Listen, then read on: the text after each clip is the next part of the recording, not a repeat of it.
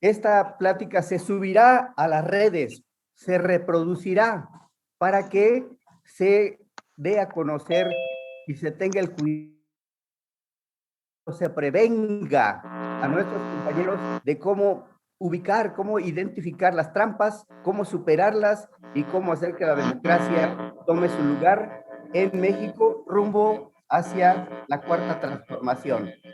Eso es todo de mi parte, señalando el propósito y la importancia de este tema. Por eso subrayé que es clave, que es ahora o no sabemos qué pase después. Echémosle ganas, pues, compañeros, con mucho ánimo. Vamos a tomar la nota y vamos para adelante. Es todo. Muy bien. Muchas gracias, compañero Arturo, maestra Vicky, por la presentación, por la oportunidad. Aprovecho para saludar a los compañeros que están de manera presencial ahí en la Alcaldía Gustavo Amadero, del Círculo de Estudio Regeneración, y también a los compañeros que están conectados en línea.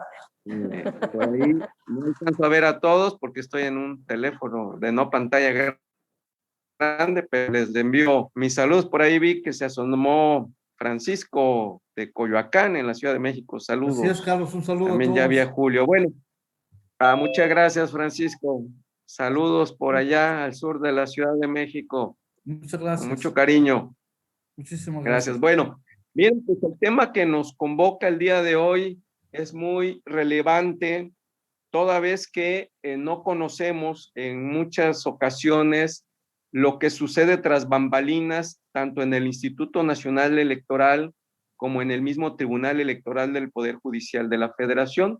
Y son situaciones que de suyo son importantes para la defensa del voto y para lograr que la elección sea realmente democrática.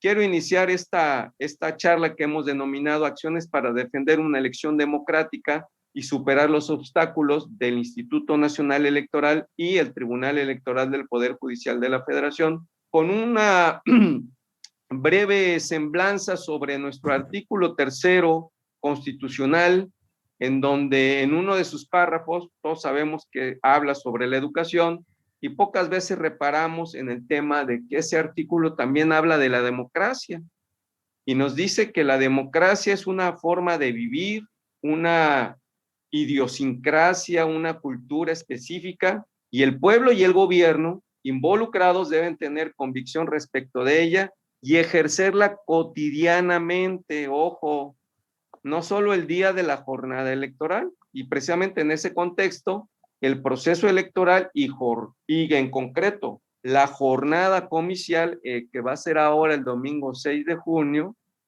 son como los actos notorios, mas no los únicos, de un verdadero régimen democrático. Lo dice nuestro artículo 3º constitucional, y que está muy vinculado con la educación y la cultura democrática deben de ir de la mano en nuestro país. Y eso pues, nos corresponde a nosotros. Inicio con 3 grandes etapas. En la siguiente diapositiva ustedes podrán ver que son 3 grandes etapas en que se divide el proceso electoral en nuestro país. La primera, que es la preparación de la elección, que esta abarca desde el mes de septiembre del año previo a la elección, en nuestro caso de septiembre del 2020, hasta junio del 2021. Esto es 3 días antes de la jornada electoral, porque recuerden que hay un periodo que le llaman de reflexión, que son 3 días previos al domingo, del primer domingo de junio, en esta ocasión, en donde no se puede tener ningún tipo de actividad de proselitismo en materia electoral, y le llaman periodo de reflexión. Esto quiere decir que hasta los últimos días de mayo se considera esta primera etapa preparación de la elección, desde septiembre hasta fines de mayo. La segunda etapa del proceso electoral es propiamente la jornada electoral, o sea, el domingo, desde lo que es la instalación de las casillas de las mesas directivas de casilla, todo el proceso de la jornada comicial, la votación, cierre de casilla, la publicación de casilla, mejor conocidos como la sábana de resultados, la entrega del paquete electoral, ya sea al Consejo Municipal y al Consejo Distrital que corresponda. A eso le llamamos la jornada electoral, más lo que tiene que ver cuando en su caso se desarrollan conteos rápidos, que es para elección de gobernadores, de presidentes o jefe de gobierno, en el caso de la Ciudad de México, y el dichoso PREP, que ahí es donde también generalmente nos hacen trampa los pillos del INE. Y la tercera etapa, que es la de resultados declarados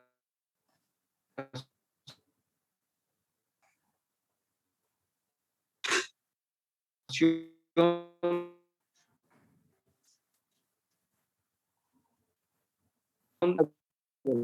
31 de agosto, que es el último día que tiene el Tribunal Electoral para resolver todas las controversias en este proceso que nos toca ahora en materia de las diputaciones federales, las gubernaturas, las diputaciones locales y los ayuntamientos. Entonces, son tres grandes conjuntos de actividades y en cada una de ellas el INE y el tribunal nos pueden hacer trampa y hay que estar pendientes para evitarlo.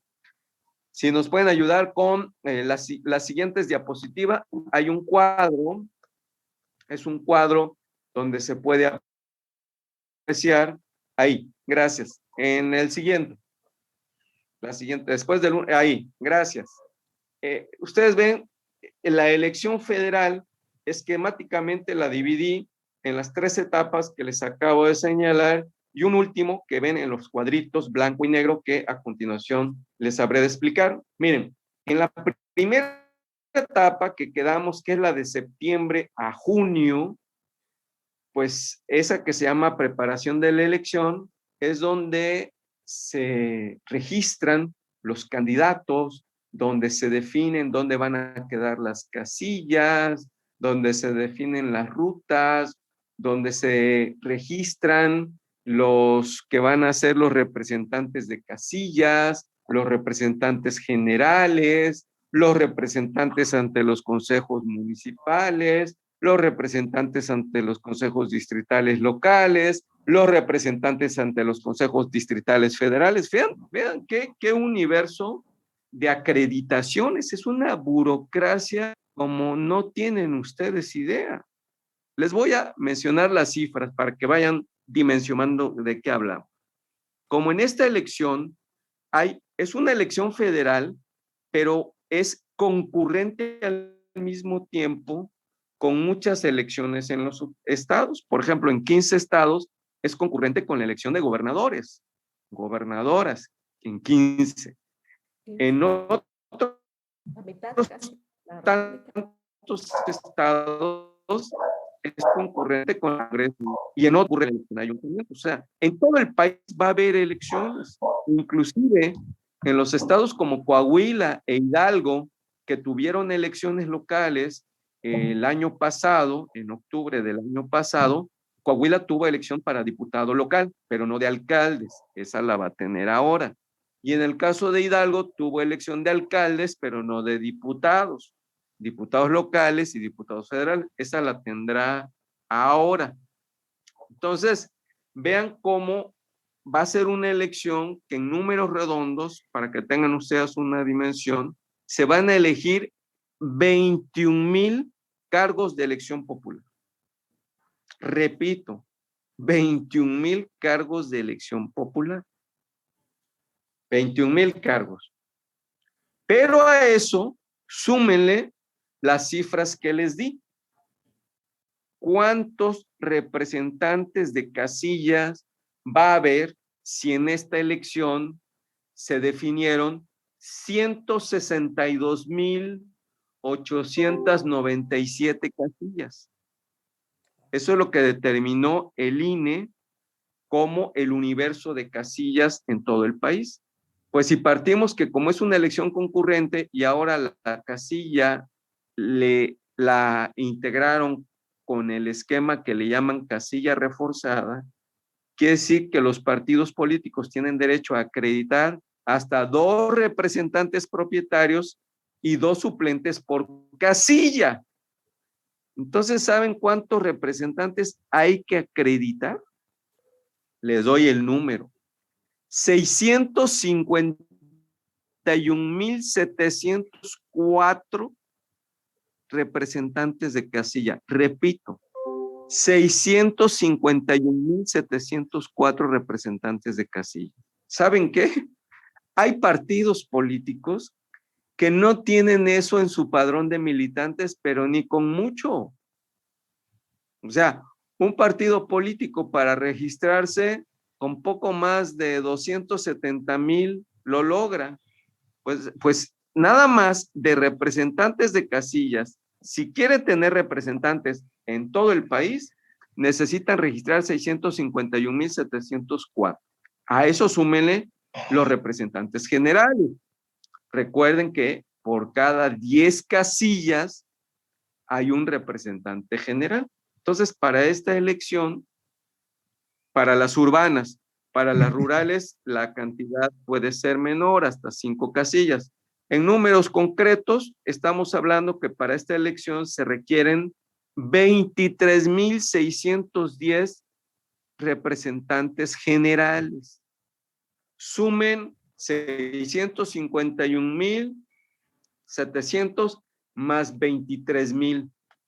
Ya estamos hablando de 860,000, repito, 860,000 representantes, pero no hay para la historia. Hay que acreditar representantes por cada consejo municipal. Por ejemplo, en el caso de Yucatán hay 106 municipios. Entonces hay que registrar 106 propietarios y 106 suplentes, más todo lo anterior que les acabo de decir. Pero además hay consejos distritales locales. En el caso de Yucatán son 15 propietarios, 15 suplentes. Pero además súmenle los distritos electorales federales. En el caso de Yucatán son 5 propietarios, 5 suplentes.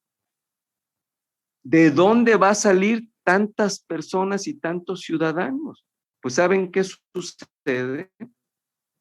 Que en la primera etapa de preparación, donde vienen los registros, pues de entrada hay, de no ser los partidos grandes, los demás partidos no logran registrar a todos los candidatos. Yo les aseguro que de no ser las coaliciones que se formaron, los partidos nuevos, los que acaban de obtener su registro, no van a registrar los 21,000 candidatos y mucho menos los 680,000 representantes en casillas, ni los miles de representantes en consejos distritales y municipales. Por eso es que yo sostengo que nuestro sistema político electoral es un sistema burocratizado a propósito. ¿Por qué? Pues porque nada más piensen ustedes que donde su partido o su candidato independiente no tenga representante, los que siempre tienen representantes, que generalmente son el PRI y el PAN, porque ellos manejan dinero para eso, pues nos hacen trampa desde la casilla. Si Morena y sus aliados no presentan representantes, pues los otros se ponen de acuerdo y nos matan nuestros votos, nos rasuran los votos y no hay nadie para alzar la voz. Y si a eso ustedes le suman que el presidente y el secretario de la casilla los tengan maiciados o condicionados porque son empleados estatales o municipales, pues simple y sencillamente se empieza a cerrar el círculo desde el mismo momento del conteo en la casilla. Entonces vean cómo esta etapa es muy importante, que se procure que tengamos los suficientes representantes. Es todo un ejército. En el padrón a poco más de 3,049,000 Si bien activos, podemos no, de todo tipo y candidatos en urnas y casillas.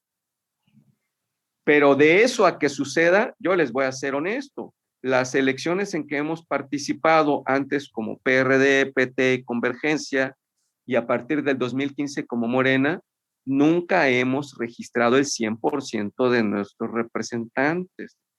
Hemos alcanzado porcentajes muy importantes. La elección del 2012, por ejemplo, tuvimos una mayor cobertura que en 2018. Tuvimos una cobertura casi del 95% de las casillas. Pero ahí surge otro detalle que se los voy a contar en la segunda etapa. Entonces vean cómo esta cuestión del registro es muy importante. Les doy los datos. Para todos es público y notorio que de los candidatos que echó abajo de manera dolosa y sesgada fueron 62, para que tengamos la precisión. De esos 62, 60 eran candidaturas de Morena, 2 de redes sociales progresistas, y a los demás partidos no le cancelaron ningún registro de esta etapa. Fueron 60 de Morena y 2 de redes sociales progresistas. Por cierto, una de las de redes sociales progresistas fue también de la gubernatura de Michoacán, que también a nuestro candidato Morón, Raúl Morón, nos lo tumbaron una mala expresión, pero ustedes son mis amigos, los corruptos del INE. Entonces, vean cómo desde aquí nos empiezan a hacer trampa y se empieza a sesgar y se empieza a perder la neutralidad y la objetividad del proceso electoral. O sea, hay nubarrones en el horizonte. Entonces, nos tumban registros. Les doy el dato, miren, el registro para este universo de miles de representantes de casillas se inició en abril y concluyó el día 24 de mayo, o sea, hace 2 días, o sea, concluyó el lunes. Les doy los datos que yo tuve acceso el día 17 de mayo, o sea, una semana antes del cierre del registro. Les doy los datos tomados de la base del INE. Para el día 17 de mayo, el PRI había registrado al 49% de sus representantes de casilla, 49, y al 88.2% de sus representantes generales. El Verde Ecologista, que dicen algunos que son los aliados de Morena en unos distritos, sobre todo el equipo de Mario Delgado, porque ellos tienen relaciones con el Verde desde el siglo pasado, el Verde tiene 19% de representantes de casillas acreditados ante el INE y 40.5% de representantes generales. Y ahí les va el dato. ¿Saben cuántos tiene Morena de sus representantes de casilla ya registrados ante el INE? Ninguno. Al 17 de mayo no tenía ninguno. Al día de ayer presumo que deben haber registrado, pero como en 7 días, ¿ustedes creen que la burocracia de partido haya procesado 680,000 registros en una semana? Yo lo dudo, compañeras y compañeros. Se los comento para que estemos pendientes de que va a haber muchas casillas donde la burocracia de Morena no registró representantes de casilla. Y para el día 17, ¿saben cuántos representantes generales había registrado la burocracia de Morena? Solo 2, compañeros. Solo había registrado a 2 representantes generales, que es el 0.008%. Entonces, pues miren, lo más probable es que los ciudadanos y la militancia tengamos que defender la votación en casilla sin estar acreditados como representantes de casilla. Se Bien, los Carlos. comento para que vayamos tomando acción en ese sentido. Miren, si bien es cierto que el representante de casilla puede estar en la casilla vigilando, observando, emitiendo escritos de protesta, eso no quiere decir que como ciudadanos no podamos estar atentos desde afuera de la casilla a la evolución del proceso, siendo pues siempre observando de manera muy respetuosa el proceso y estar vigilantes por si se presenta alguna anomalía. Entonces, váyanlo anotando, por favor, porque hasta el día 17 de mayo, Morena no había registrado los representantes suficientes y necesarios para defender la elección en casilla. Y ese es un primer punto donde nos hacen trampa los mañosos y las autoridades corruptas, tanto de los organismos públicos locales electorales como del mismo INE. Bueno, vamos al siguiente momento, que es la etapa de la jornada el domingo 6 de junio. ¿Qué tenemos que vigilar, compañeras y compañeros? Pues desde muy temprano, acuérdense que la ley dice que empezar a calar la casilla a las 7:30, pero la votación no se puede empezar a recibir antes de las 8 de la mañana. O sea, es a partir de las 8 de la mañana en punto que se puede empezar a recibir la votación. La recomendación es que seamos de los primeros en votar por varias razones. Miren, los mafiosos del PRI y del PAN generalmente mandan a sus incondicionales, a su voto duro, a su voto comprado, a formarse desde temprano. ¿Por qué? Porque si hay ausencias en la casilla, en la integración de la casilla, la ley dice que se deben tomar de los primeros de la fila para terminar de integrar las casillas. Entonces, ¿qué terminaban haciendo el PRI y el PAN?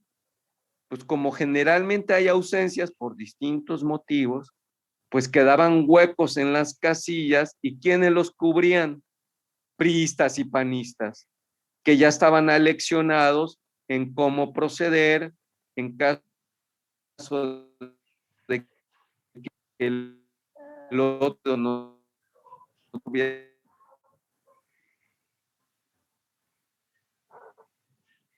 Carlos, tu audio anda un poco fallón. A ver si nos puedes repetir esa parte porque no quedó. Sí, fila temprano, casillas para estar preparados en caso de que no vayan todos los representantes de casilla, compañeras y compañeros nuestros puedan entrar como relevo en las casillas y podamos defender la elección ya no como representantes de casillas, sino como integrantes de la mesa directiva de la casilla. O sea, uno es el mecanismo de ser representante de partido y otro es que seamos integrantes de la mesa de casilla. Podemos ser secretarios, podemos ser presidentes, podemos ser escrutadores. En cualquier posición que estemos, es de mucha ayuda porque podemos observar que no se haga trampa y se respete la votación que se va en esa casilla. Entonces es muy importante, compañeras, compañeros, que preparemos equipos auxiliares de nuestros colectivos con esta formación y con otras que ustedes les vayan a dar para que se presenten temprano, seamos de los primeros en la fila y votemos, y si no, pues seamos relevos de las ausencias que sucedan en las mesas directivas de casilla. Eso es muy importante. Y si no entramos como relevos, pues tengan presente que si votamos rápido, nos podemos dedicar el resto del día a apoyar a distintas actividades, como es el de observar que no se cometan delitos electorales. Recuerden que de los delitos más comunes el día de la jornada electoral está el acarreo, que vean ustedes que lleven micros, camiones, taxis, Eso lo pueden documentar ustedes con fotos, con videos, y no confronten a estos que estén cometiendo el delito. Al final de la sesión vamos a ver que hay una página de internet de la Fiscalía Especializada en Delitos Electorales y un número telefónico, un LADA sin costo, en donde nosotros podemos hacer la denuncia ante la Fiscalía Especializada en Delitos Electorales, que es donde yo les sugeriría que hagamos la denuncia. No la hagamos en el INE, porque el INE es nuestro enemigo institucional, no la hagamos ahí, nos la van a echar al cesto de la basura, no la hagamos ahí, por favor. No la hagamos tampoco en los OPLES locales, ni en las fiscalías de los estados, porque ellos están a las órdenes de los gobernadores, y la mayoría de los gobernadores son nuestros enemigos políticos, nuestros adversarios. Entonces, yo les sugiero que lo hagamos ante la Fiscalía Especializada de Delitos Electorales. Muy bien. Entonces, en la jornada electoral hay que estar pendientes de eso. Una vez que lleguen las 6 de la tarde, ese es otro momento crítico, compañeras y compañeros.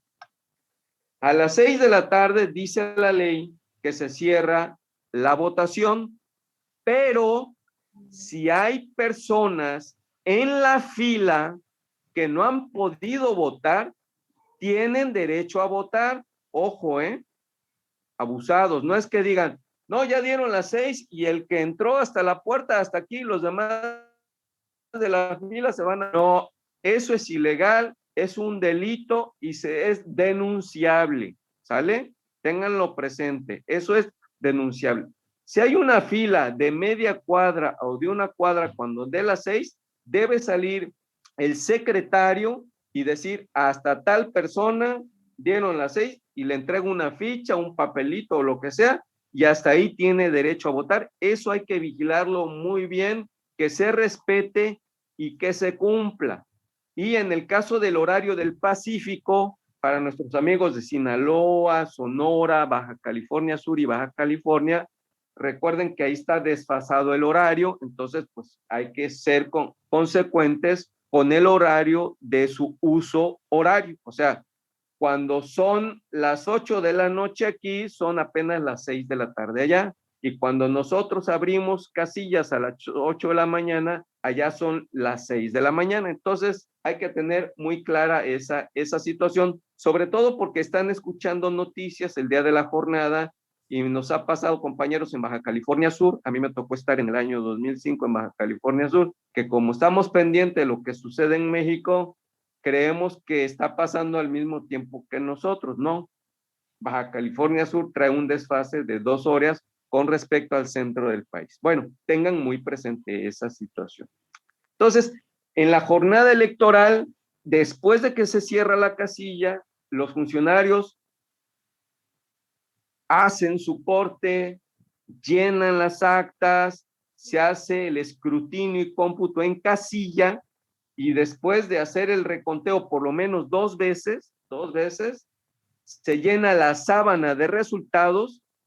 Esta se pone de manera visible afuera de donde estuvo la casilla, y ahí les pido, compañeras y compañeros, que tengamos también un equipo, sobre todo de los más jóvenes que le saben mucho a las redes sociales y a la conectividad de inmediato, que tomemos las fotos y subamos donde tengamos cobertura de internet a un centro de concentración de información, ya sea distrital o regional, según nos organicemos, para tener un pulso del avance del resultado. Les voy a decir por qué es importante hacer esto. Muchos que no saben de las trampas del INE se confían en el PREP, pero el PREP es un sistema diseñado para engañar a la opinión pública. Y se los digo con conocimiento de causa. ¿Por qué? ¿Qué hacen esos bandidos? Pues cuando ya en la casilla terminas y te llevas tu paquete al Consejo Distrital, el presidente de casilla, a mí ya me tocó ser presidente de casilla en el año 2012, vas acompañado por algún representante de partido que te quiera acompañar. En mi caso me acompañó el secretario de la mesa directiva, y hacemos fila en el Consejo Distrital para que alguien en el Consejo Distrital no reciba el paquete electoral. Para entonces te chutas una fila de 1 hora, hora y media. Me tocó ser presidente de casilla en la Ciudad de México, o sea, en un medio urbano. Entonces, yo tengo el sello donde a mí me recibieron mi paquete electoral a las 11:45 de la noche. Como yo tengo cómo darle seguimiento a esto, me fijé en qué momento el sistema de captura del PREP capturó el acta de mi casilla donde yo fui presidente, la casilla 4424, contigua de la delegación Benito Juárez, hoy alcaldía Benito Juárez, en la colonia Nava. ¿Saben a qué horas capturaron mi acta? Como a las A 2 de las la 3:15 de la mañana. Y ustedes se preguntarán, ¿por qué de las 11:45 de la noche que yo la entregué físicamente, me la recibieron? ¿Por qué pasaron más de 3 horas para la captura? Más de 3 horas y media, en mi caso, para la captura del acta de mi casilla. ¿Qué hacen estos bandidos? Los que están en el centro de captura adentro, que es el PREP, porque el PREP es manual, no crean que es un algoritmo automatizado, no. Es un sistema de captura manual. ¿Qué hacen? Los supervisores del INE le dicen a los capturistas qué actas capturar primero y qué actas capturar después. ¿Y qué hacen los bandidos? Generalmente tienen la instrucción de que las casillas donde ganamos nosotros las vayan dejando en captura al final, y donde tengan triunfo, PRI o PAN, las capturen primero. Por eso es que casi siempre, o sea, no es casual, ¿eh? Casi siempre, cuando ustedes empiezan a ver las primeras capturas, ¿quién creen que aparece ganando? PRI o PAN. La mafia de siempre. Porque a lo mejor de las primeras actas llegaron casillas donde ganamos nosotros, pero esas no las capturan en ese momento, las dejan para después, para el final. Sí las capturan, pero las van capturando de tal forma que nosotros prácticamente o difícilmente vayamos arriba en el cómputo del PREP. Y además hay otro detalle importante que deben conocer. El PREP hace registro y captura, pero tiene un tope, que son 24 horas. O sea, a veces en 24 horas no están capturadas todas las actas. Por lo tanto, el PREP no tiene el resultado final de esa elección. Y de hecho, el PREP, para efectos legales, no es vinculante. Entonces yo les pregunto, ¿y por qué gastamos tanto dinero en un instrumento que solo es indicativo y no es vinculante en términos jurídicos? No tiene efectos legales. Entonces, ¿para qué gastamos miles de millones de pesos? Ahí les dejo la inquietud. Bueno, eso es en cuanto a el PREP. Y los conteos rápidos, también esa es otra vacilada. Eso se lo inventaron para darle negocio a las empresas de casas encuestadoras, que generalmente los propietarios están vinculados al PRI o al PAN. Cuando ustedes buscan quiénes son los dueños de las casas encuestadoras grandes, de no ser los medios de comunicación o los periódicos, generalmente son políticos vinculados al PRI y al PAN. Entonces, es un sistema de componendas entre el viejo régimen político, totalmente servicio de sistema. Eso es en cuanto a la segunda etapa. Termina el PREP, termina los conteos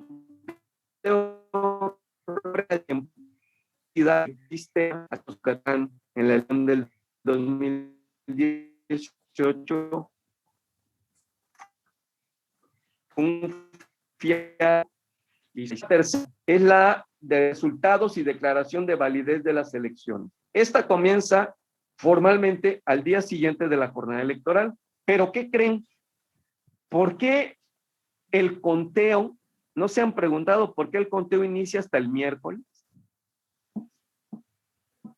¿No se han preguntado qué pasa el lunes y el martes? Vamos a descansar.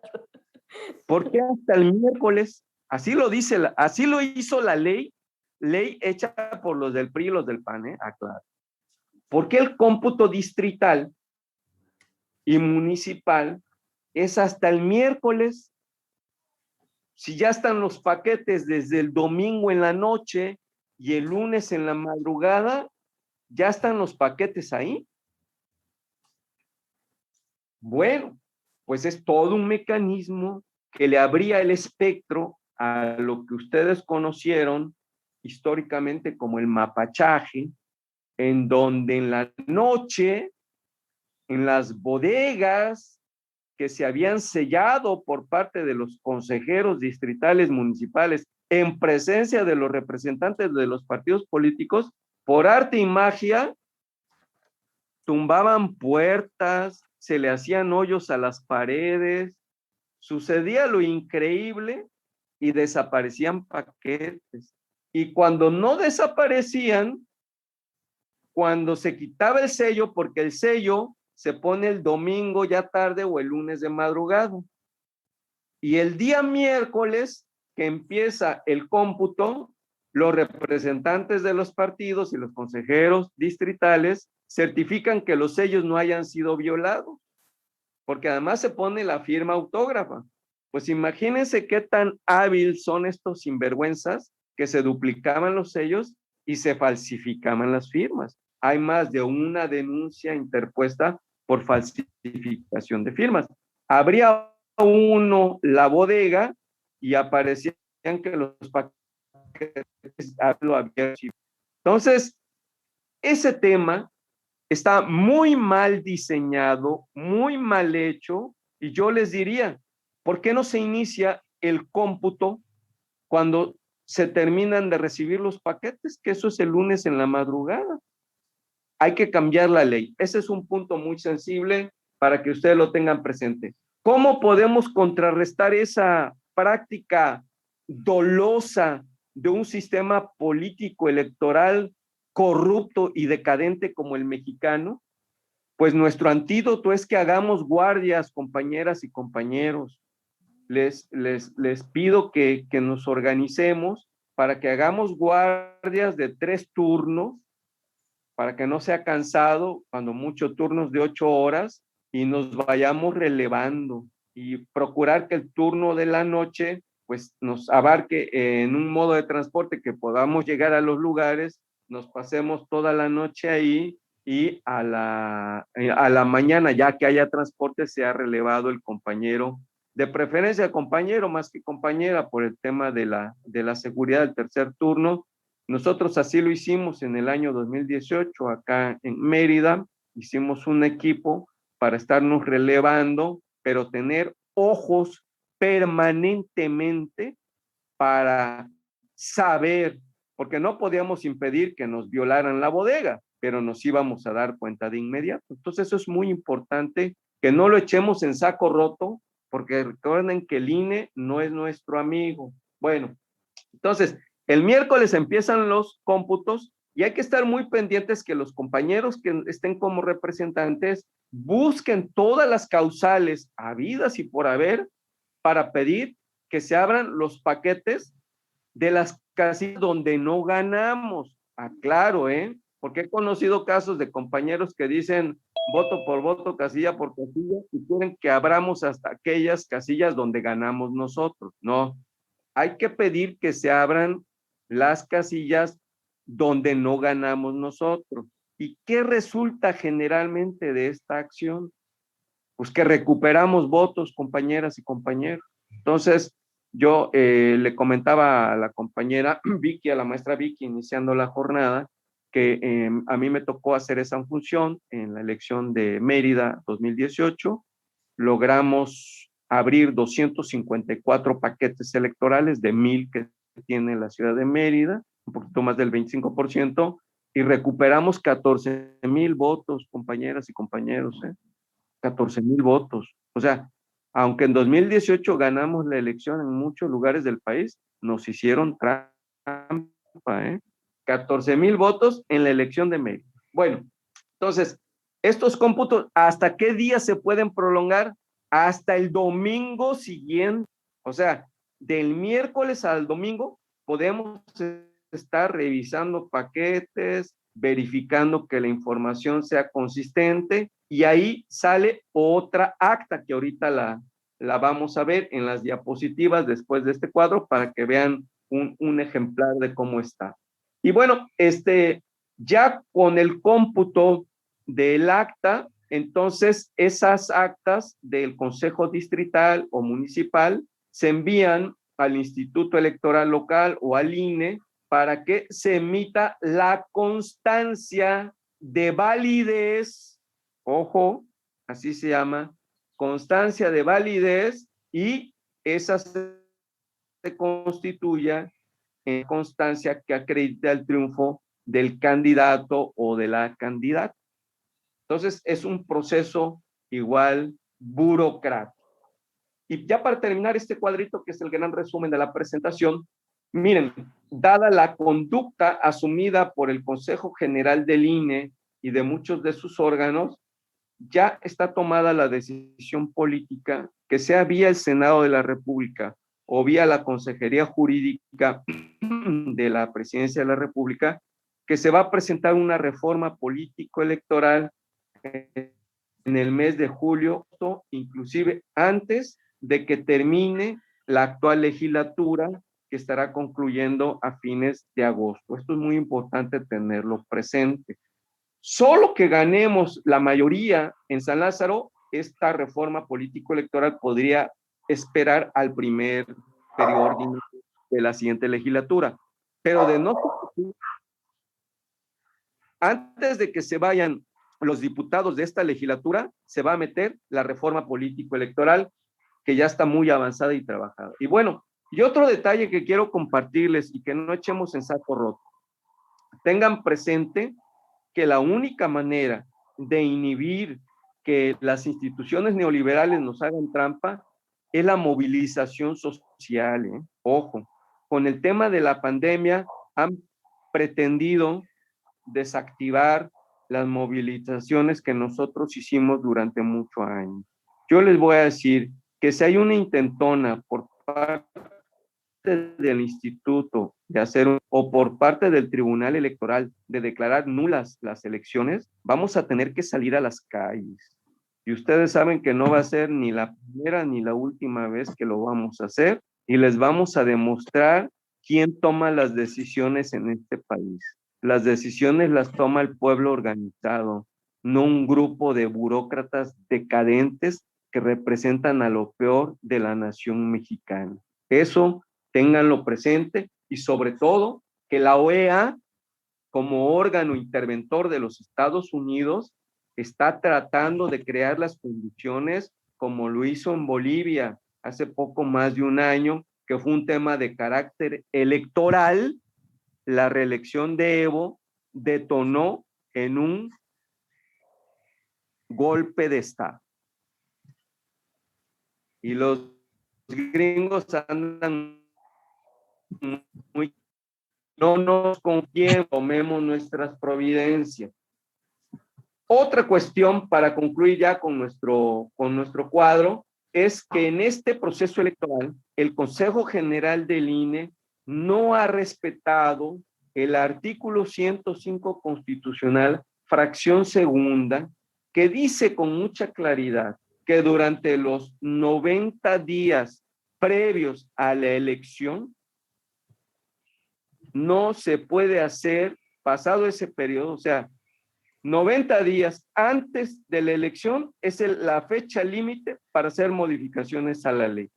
Y los bandidos del Consejo General del INE han emitido acuerdos que pretenden modificar la legislación electoral. Dos temas muy sensibles han violentado estos bandidos del Consejo General. Uno, las acciones afirmativas que se las sacaron de la manga no pueden cambiar la correlación de la ley que existe en este momento. Y segundo, el tema de la sobrerepresentación. Ustedes saben que el PRI y el PAN se inventaron una cláusula de sobrerepresentación del 8% al partido que obtuviera la mayor votación. O sea, se lo inventó el PRI a modo que le llamaron cláusula de gobernabilidad, pero como ahora ellos no tienen esa mayoría electoral, ahora a través del corrupto INE pretenden cancelar lo que dice la ley vigente. Entonces, es otra falta, otro sesgo que pone en evidencia al Consejo General del INE y nos da una causal para la promoción de juicio político en contra de los consejeros electorales del INE. Muy bien, eso es el cuadrito.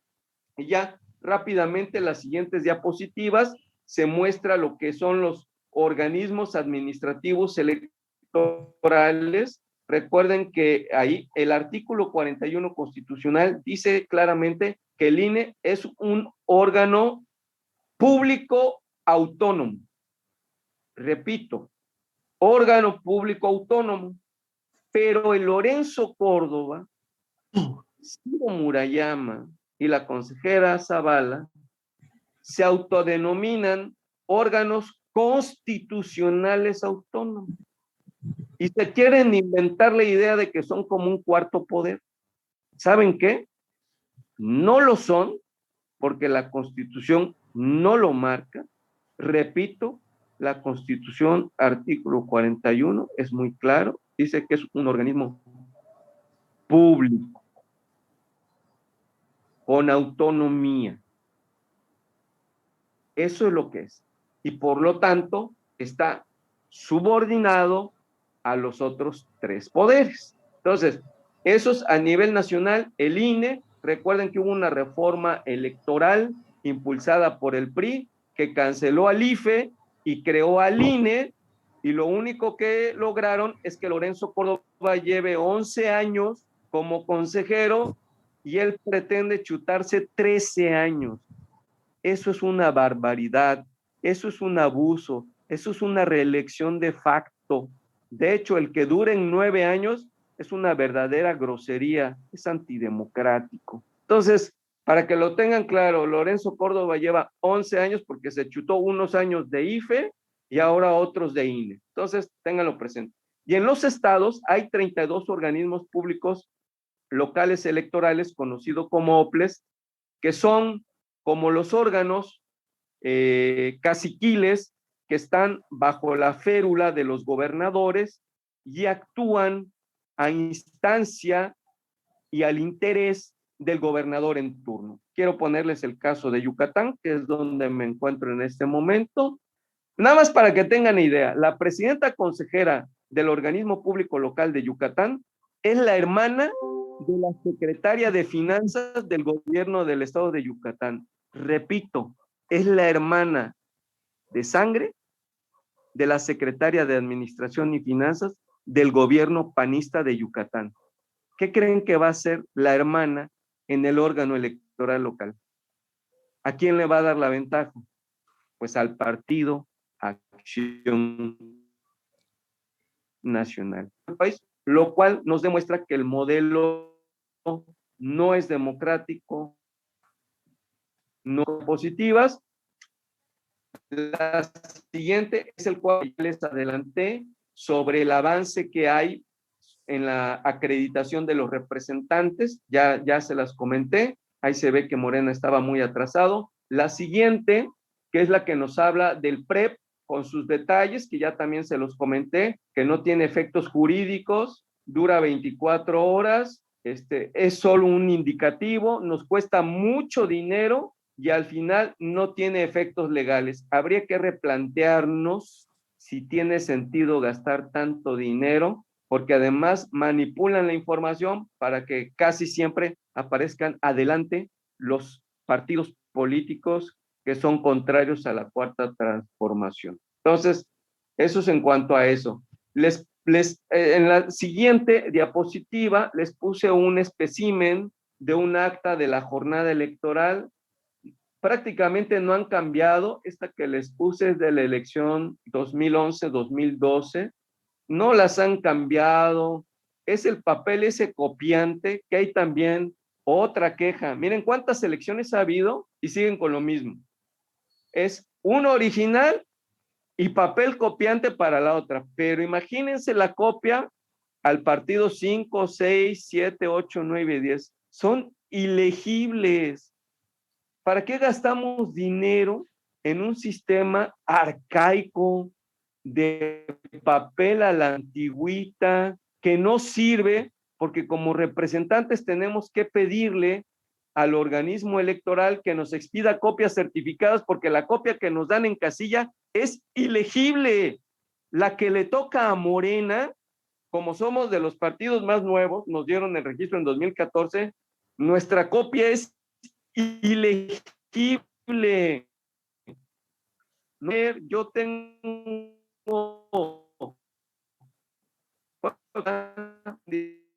una, tuve todo por como está posible. Entonces, gastar tan burocracia para nada. Bueno, la siguiente es un espécimen también de la hoja de incidentes. Como ven, es un espacio amplio para posibles relatorías. Esta es aparte de los escritos de protesta que pueden presentar los representantes de casilla. ¿Qué hace el presidente y secretario de casilla? Pues en esta hoja de incidentes hacen referencia a los escritos de protesta que presentan los representantes de casilla. Bueno, vamos a la siguiente diapositiva y ahí van a poder ver, estos son especímenes reales, en donde, como vean, hay una interesantísima, la primera que ven ustedes de su lado izquierdo, cómo le pusieron 0 en todas las coaliciones, dice 0 todas las mezclas de partidos políticos. Quiere decir, y es una interpretación, de que esos escrutadores y esa mesa de casilla, los que aparecían en alguna de esas combinaciones, terminaron acreditando a alguno de los partidos. Pero ese no es el procedimiento correcto. Quiere decir que ahí no hubo la capacitación suficiente. También vean cómo estas sábanas, que son las que se ponen afuera de la casilla, vean cómo siempre hay huecos de representantes. O sea, no se cubre la totalidad de los representantes, siempre hay huecos. Y así es muy probable que suceda en esta elección. Vamos a la siguiente, van a ver la sábana de resultados, pero esa es diferente a la primera. ¿Por qué? Porque esta que están viendo ahorita, esta es una sábana, pero de consejo distrital. Cuando terminan de llegar los paquetes, en la noche del domingo, madrugada del lunes, se hace una primera contabilidad y se emite una primera sábana de resultados. Eso en la madrugada del día lunes siguiente a la jornada electoral. Pero después se emite otra cuando se terminan de hacer los cómputos, inclusive hasta el siguiente domingo. Y esas también se tienen que poner afuera de los consejos distritales, locales, federales y municipales. Ahí hay que estar muy pendientes para tomarle fotos a todas estas actas, no solo las de casilla, ojo, también hay que tomarle fotos a estas sábanas que les estoy mostrando, que son de los consejos distritales y municipales. La siguiente es cómo el tema administrativo, cuando viene una inconformidad de orden legal, tenemos que recurrir a los tribunales. Tenemos que recurrir a los tribunales. Tenemos que recurrir a los tribunales y hay tribunales en las 32 entidades federativas y hay el Tribunal Electoral del Poder Judicial de la Federación. Entonces, si en materia administrativa tenemos alguna queja, hay una serie de recursos, hay una serie de juicios, son 11 figuras que existen para reclamar lo que a nuestro derecho corresponde. Y entonces de esos 11, uno, el recurso de revisión, es de naturaleza administrativa y los otros son de materia jurisdiccional. O sea, uno lo resuelve el mismo INE, lo cual me parece inapropiado, porque no se puede ser juez y parte, y los otros los resuelven los jueces. El problema es el siguiente, compañeras y compañeros, que en el tribunal electoral muchos secretarios de estudio y cuenta, que son los que les hacen las sentencias a los jueces, ¿cuál creen que fue eso? En el INE. Y muchos directivos de las distintas áreas de prerrogativas de partidos políticos, ¿dónde cree que trabajaron antes? En el Tribunal Electoral del Poder Judicial de la Federación. Hay una connivencia, hay un concubinato, hay un amaciato de plantilla laboral entre el Tribunal Electoral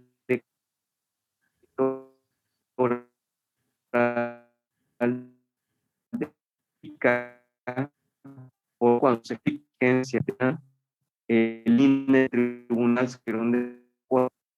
para meterse en la morena e imponernos una dirigencia porque ni votamos, ni elegimos, ni respaldamos. Entonces, vean cómo todo se va convirtiendo en un caldo de cultivo que va generando y va creando las condiciones de una crisis institucional. Bueno, entonces, en la siguiente, por favor, rápidamente, aquí, solo para enumerar, para no entrar al fondo de cada una de estas, el sistema de nulidades, hay una ley general de sistemas de medios de impugnación en materia electoral que contempla esto como causal para solicitar la nulidad en la casilla o de una elección.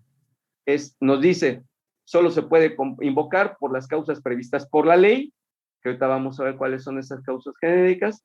La conservación de actos válidamente celebrados, quiere decir que el tribunal generalmente busca que no se anule una elección. Si hubo una irregularidad en una casilla, solo se anula esa casilla, más no toda la elección. O sea, hay un cuidado para evitar la nulidad de la elección.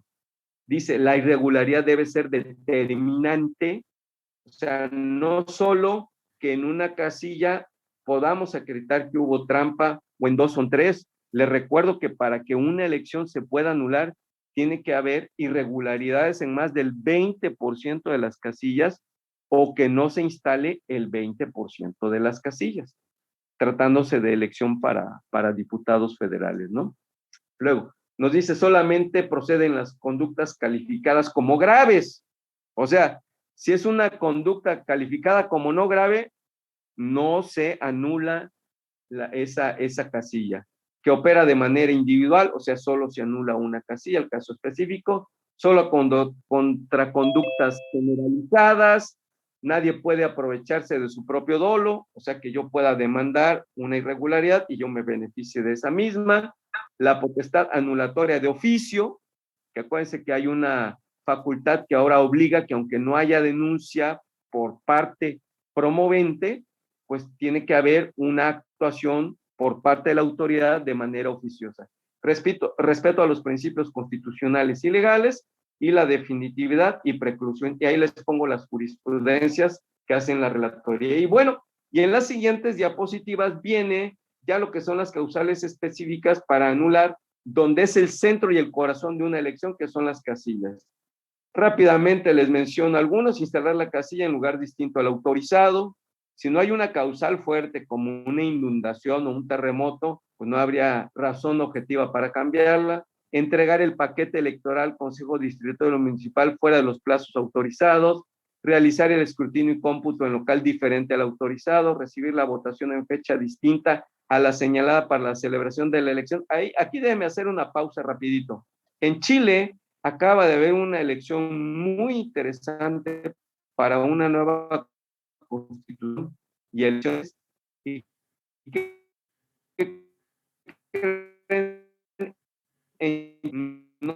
nada electoral por la pandemia. El México hizo el posible contra muchas personas. No les dio la tradición de poder votar sábado y domingo, todo lo quieren concentrar de domingo para que no salgan muchas personas. Ahorita les comento ese dato. Bueno, recibir la votación, personas u órganos distintos a los facultados por la ley, o sea, no solo la mesa directiva, haber mediado dolo o error en la computación de los votos, y siempre que ello sea determinante, o sea, si te equivocaste, si no es determinante, no se anula la casilla. En la siguiente, bueno, nos dice existir irregularidades graves, plenamente acreditadas y no reparables durante la jornada electoral o en las actas de escrutinio y cómputo que en forma evidente pongan en duda la certeza de la votación. Esta es la que se llama la causal genérica y esta prácticamente solo ha aplicado para muy pocos casos. Aplicó para la elección de Tabasco en el año 2000 y aplicó para el caso de la elección de gobernador de Colima en el año 2003.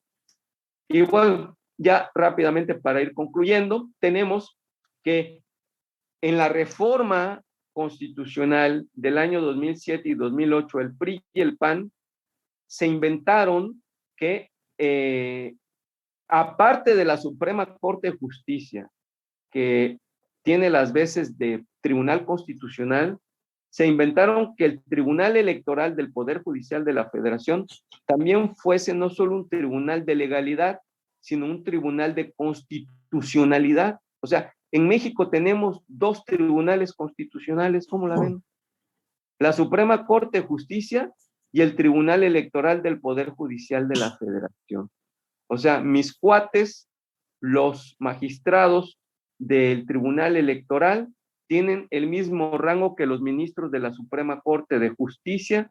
¿Por qué? Porque el PRI y el PAN tenían la claridad de que el filtro para frenar a un movimiento democrático opositor como el nuestro, cuando ya no fueran suficientes las urnas, se valdrían del Poder Judicial para frenar el reconocimiento del avance democrático del pueblo de México, y se inventaron esto.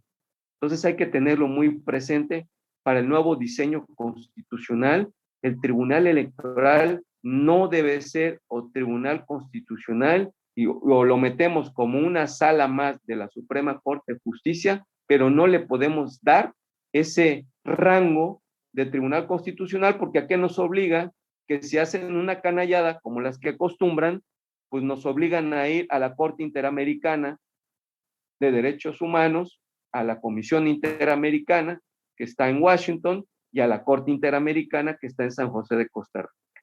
Bueno, y ya para concluir, tenemos ya en las últimas diapositivas lo que es la Fiscalía Especializada en Delitos Electorales. La Fiscalía, hay una a nivel federal, ya no es FEPADE, para que lo vayan anotando ahí, ahora se llama FEDE, y es un órgano en el que podemos confiar porque ahí está el maestro José Agustín Ortiz Pinchetti, que es un agente que ha estado al lado de la 4T durante muchos años. Pero igual que los tribunales, hay fiscalías en muchos estados de la República, aunque hay estados que no le han dado rango de fiscalía, sino solo son vicefiscalías, como es el caso de Yucatán, donde la materia electoral no le dan la importancia que tiene, porque ellos quieren seguir cometiendo sus atropellos en materia electoral y que no haya quien les ponga el freno. Por eso en Yucatán no es fiscalía, sino es vicefiscalía en materia electoral. Y rápidamente, pues les menciono que en la diapositiva está marcado el número telefónico, es un LADA sin costo para denunciar los delitos electorales, es el 800-833-7233, y la página en internet es www.fedenet.org.mx. Repito, www.fedenet.org.mx, y ahí podemos denunciar cualquier anomalía que hayamos visto durante el proceso que les acabo de mencionar. La Ley General de Delitos Electorales se acaba de actualizar en el mes de febrero de este año. Prácticamente todos los delitos electorales ya son graves y como tales ameritan prisión. Aquí les puse un ejemplo. Se impondrán multas de 200 a 400 días y prisión de 2 a 9 años a las personas servidoras públicas que cometan un delito electoral. O sea, para los servidores públicos, las penas son más altas que para los ciudadanos, que también pueden ser sancionados, o los representantes de los partidos políticos, los candidatos. Cualquier ciudadano es sujeto y debe observar esta legislación. Y ya para cerrar mi intervención y dar paso a sus preguntas y comentarios, rápidamente, ¿cuáles son los delitos electorales más comunes? Pues tenemos la compra o venta de votos, porque no solo es la compra, hay gentes que lideran organizaciones y ofrecen los padrones de sus afiliados y piden dinero a cambio de eso. Condicionar el acceso a un servicio público o programa social, desvío de recursos públicos, ya saben que eso es especulado, obstaculizar el desarrollo de la elección, presionar, esto puede suceder generalmente cerca de la casilla, organizar el traslado de electores, interferir en la instalación o cierre de una casilla, orientar o sugerir dentro de las empresas. Acaba de salir un video pagado por Claudio X González y el Consejo Coordinador Empresarial, donde precisamente quieren orientar o sugerir el voto dentro de las empresas. La ley es muy clara, compañeras, compañeros, se configura un delito electoral, por parte de Claudio X González y el Consejo Coordinador Empresarial. Utilizar un culto religioso para inducir el sentido del voto, votar o intentar votar con una credencial que no es la propia. Y otra que no han querido poner aquí, pero que para mí es un delito electoral, es el de las famosas tarjetas. El de las tarjetas, el Tribunal Electoral, en una actuación corrupta y en una interpretación falaz de la ley, dice que como la tarjeta no significa la recepción de un bien tangible en ese momento, por lo tanto no es un delito. ¿Qué les parece esa interpretación gandayesca de personas que dicen que ser doctores en derecho? Así lo dijo una sentencia del Tribunal Electoral en el año 2012 con las tarjetas Monex. Y de eso se quieren agarrar bandidos como el actual candidato del PRI a la gubernatura de Nuevo León, de apellido de la Garza, en donde dice, no, si el tribunal ya dijo que eso no era incorrecto. Pues claro que es incorrecto. La ley general en materia de delitos electorales, en su artículo 7º, fracción 7ª, dice ofrecer o prometer a futuro un bien, cualquiera que sea naturaleza, constituye delito electoral. Entonces, el tribunal interpreta que no es delito electoral, pero la ley general en materia de delito electoral dice que sí es delito electoral. Estamos en una crisis de interpretación legal y constitucional. Por mi parte es cuanto, les agradezco su atención y con mucho gusto estoy preparado para sus preguntas, opiniones y sugerencias. Es cuanto, muchas gracias. Agradecemos al compañero Carlos Oropesa por esta importantísima exposición y bueno, entramos a la pregunta, a las reflexiones y sobre esta exposición. Por favor, compañeros, primero los compañeros que están de manera virtual y posteriormente los compañeros que estamos aquí de manera presencial. Compañera, ¿puedo hablar? Sí, claro. Bueno, definitivamente pues coincido contigo, o sea, todo lo que ha dicho el compañero Carlos, o sea, se me hace extraordinario, o sea, yo creo que es muy importante esa plática. Nada más quería yo tomar dos aspectos. Uno, creo que tiene totalmente la razón el compañero Carlos de que tenemos que pensar en la movilización. O sea, ante irregularidades, cosas que se avecinan que no se ven buenas, o sea, tenemos que pensar en que hay que movilizarnos y no podemos dejar de pensar en que tenemos que preparar las elecciones de 2024. O sea, si bien ahorita lo que nos está pegando directamente son las elecciones del 6. Yo siento que son tan importantes o más las que vienen el 24, porque allá es donde se va a decidir la fortaleza de la 4T sin AMLO. Entonces, pues yo creo que va por allá. Y por otro lado, pues estoy totalmente de acuerdo, o sea, no podemos dejar que se dieran irregularidades y quedarnos callados. Ante todo, tiene que haber movilización, tenemos que utilizar los cauces legales, etcétera. Es cuanto, compañeras y compañeros. Muchas gracias. ¿Alguien más? ¿Alguna intervención o alguna pregunta? Bueno, Ok. Compañero, compañero, adelante, por favor. sí, bueno, al principio felicitar a Carlos Oropesa por su exposición, que me parece muy completa. Bueno, ya estoy acostumbrado que siempre lo hace bien, los que lo conocemos. Gracias. Por otro lado, pues, con respecto al comentario del compañero Martín, yo creo que ahorita es importante el futuro, pero sobre todo ahorita el presente, que es donde hay que actuar. Es triste ver cómo el presidente de Morena pues ha actuado de una manera traicionera. Realmente es ostensible cómo es posible que no haya registrado a gente oportunamente, además de promover muchas acciones que son públicas para estar en contra de la 4T. Es tan evidente como peor que una gente de veras traicionera de siete suelas.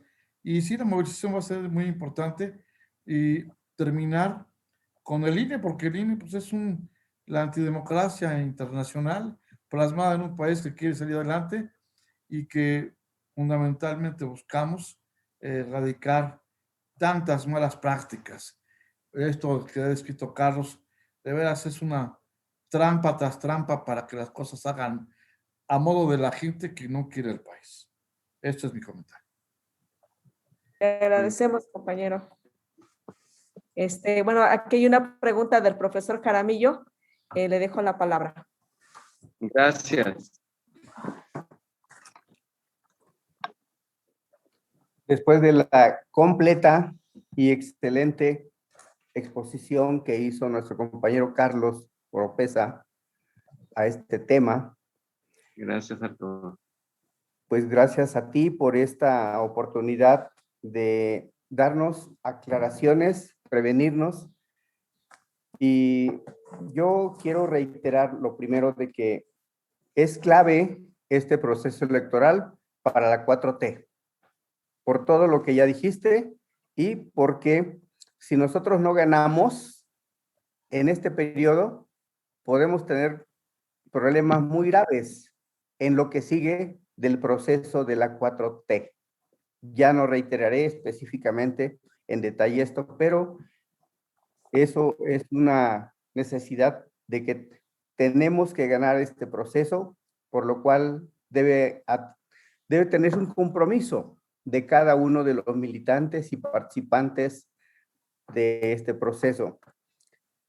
Tomando en cuenta el grado de experiencia de la gente marrullera de PRI, PAN, PRD y aliados, el PRI con experiencia más de 70 años y que todavía tienen grupos de mucho poder financiero, de influyentismo.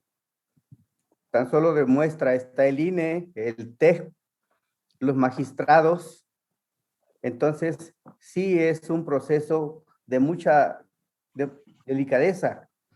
Ahora bien, en estas observaciones y en el marco de lo que decías, compañero Carlos, de que es posible una nueva reforma electoral donde haya una estructura mejor funcional, donde no haya un doble tribunal electoral constitucional, donde se tenga a profesionistas que conozcan las leyes y los procesos, que haya inteligencia electoral. Entonces, si todo este conjunto de puntos donde haya profesionistas en materia electoral, que se vea cómo mejorar una estructura que realmente no haga complejo los procesos electorales, sino al contrario, si esto se ha contemplado dentro del contenido jurídico y de estructura. Esa sería la interrogante. Muy bien, Arturo. Pues agradezco los comentarios de Javier, de Francisco y tu pregunta, Arturo, y pues me permito dar respuesta. Javier, tienes mucha precisión en que este paso es importante de cara al 2024.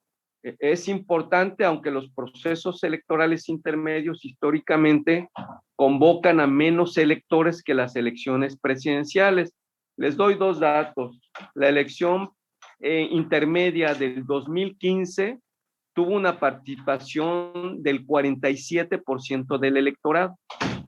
Y la elección intermedia previa, que fue la del 2009, tuvo una elección del 44%. Entonces, fíjense bien, 44 y 47%, mientras que la elección presidencial del 2018 tuvo una participación del 63%. Entonces, vean que sí hay una distancia importante. Y aquí yo sí quisiera puntualizar que si se repite el patrón de los 40 y tantos, pues se nos complica el escenario a nosotros porque se moviliza el voto duro de las mafias de siempre, las lacras del PRI, PAN y PRD. Acuérdense que nuestro voto es evidentemente ciudadano y popular. Entonces, pero si pasa como en 2018, que salió a votar el 63%, entonces es mucho más difícil que nos puedan hacer fraude. Lo van a intentar, pero los números no les darían. Entonces es muy importante que en este ejercicio 2021, en preparación a 2024, pues tengamos muy claro esto, que la participación hay que promoverla, hay que incentivarla, porque esa es la mejor vacuna Sputnik en contra del coronavirus, del PRI, el PAN y el PRD. Eso hay que tenerlo bien clarito. Francisco, efectivamente, no cumplir con las metas que mencioné de los números para acreditar representantes, pues es el primer paso para la derrota o para entregarle el changarro a nuestros adversarios, ¿no? Que parecía ser uno de los propósitos precisamente fue justo, ¿no? Mala perdió 2 centas y hasta la, ¿no? Pues el que los poderes fácticos sigan controlando las instituciones del Estado mexicano. Así es que es muy importante, Francisco, limpiar la casa también en ese sentido. Y a tu pregunta, profesor Arturo Jaramillo, es muy importante profesionalizar la actuación y el ejercicio en materia de derecho electoral. De hecho, de las materias del derecho, es la más joven si la comparas con la más antigua, que es materia penal, materia civil, materia mercantil, materia laboral. La materia electoral, pues, dale 35 años. Y esto tomando en cuenta los inicios del TRICOEL, que fue el Tribunal de lo Contencioso Electoral, que no era parte del Poder Judicial, sino era una rama administrativa del derecho que era contencioso electoral, muy, muy limitado. Eso por ahí del año 1986. Entonces, la profesionalización en materia electoral es fundamental. Y la otra, ¿para qué tenemos tantas instancias burocratizadas? Alguien me preguntaba el otro día, ¿cuál es la plantilla del INE? Se van a sorprender, son casi 19,000 trabajadores del INE. 19,000. O sea, no es posible. Miren, pregúntense cómo se resuelve la justicia electoral en otros países. Yo les voy a decir. tienen tribunales electorales, pero no tienen órganos administrativos haciéndole en funciones mixtas de recursos de revisión, que en el caso del procedimiento especial sancionador, el INE es la instancia sustanciadora, fíjense el término, es la instancia sustanciadora y le envía el expediente al tribunal para que el tribunal resuelva. Oigan, pues es como si yo contrato a alguien para que rompa la calle, digamos, nos aplicaron el mesianismo, Arturo. Contratan a alguien del INE para integrar el expediente y luego contratan a otro para resolver el expediente que es del Tribunal Electoral. Demasiada burocracia, le cuesta mucho el país. El INE es el órgano electoral más caro del mundo. Es el órgano electoral más caro. En ningún país cuesta tanto la administración de un proceso electoral. ¿Ustedes han escuchado que en Estados Unidos tengan un INE?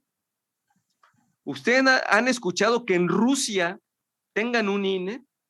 ¿Ustedes han escuchado que en China tengan un INE? No, ¿verdad? Es más, en muchos países los órganos electorales son temporales, no son permanentes. Ojo, temporales, no permanentes. Yo creo ahí, profe Arturo Jaramillo, que tenemos que caminar en la austeridad republicana, también en las instituciones, que lejos de resolver, nos complican las cosas, generan más trámites, y los trámites le abren la puerta al fraude, a la trampa, al cochupo, a la marrullería, al irrespeto al Estado de Derecho. Siempre he sostenido que un Estado de Derecho simple, austero y transparente es más eficiente en la impartición de justicia. Y la justicia electoral se vuelve eficiente cuando damos respuesta a los derechos políticos electorales, que son derechos humanos. Casi nadie menciona eso, pero los derechos humanos que tienen la jerarquía superior en el artículo 1 constitucional, una de sus vertientes más claras de los derechos humanos son los derechos políticos electorales. Así es que coincido contigo, Arturo, a profesionalizar, y yo le agrego, y a simplificar las instancias electorales de impartición de justicia, y para mí los órganos administrativos se reducen, y si no, hay algunos donde merece que desaparezca. Es cuanto, Arturo. Espero haber contestado tu inquietud. Caray, pues muy completa la explicación, bien redondeado hasta este punto. Yo creo que tendremos oportunidad de seguir reflexionando, pero mientras yo creo que de aquí para adelante difundir por todos lo que podamos difundir esta información, replicarla en los círculos de estudio y sobre todo, pues, ver las recomendaciones que se hicieron en esta plática. Agradecemos enormemente esta plática, Carlillos, muy amable, de veras que nos da mucha claridad, genera confianza, nos motiva, y estaríamos comunicados para el resto de actividades que haya, y esperándolos en 8 días, próximo miércoles, igualmente a las 6 de la tarde. Un saludo a nuestros camaradas aquí de la sala que aguantan también a pie firme, y un saludo para ustedes a distancia, y nos vemos próximamente. Un abrazo a todos, camaradas, gracias. Saludos a todos, linda tarde. Gracias. Buena tarde, compañeros. Gracias, compañeros. Gracias. Nos vemos. Sí, Paco, Carlos, maestro, Virginia. Saludos. Hasta 8 días. Saludos. Muchas gracias. Gracias.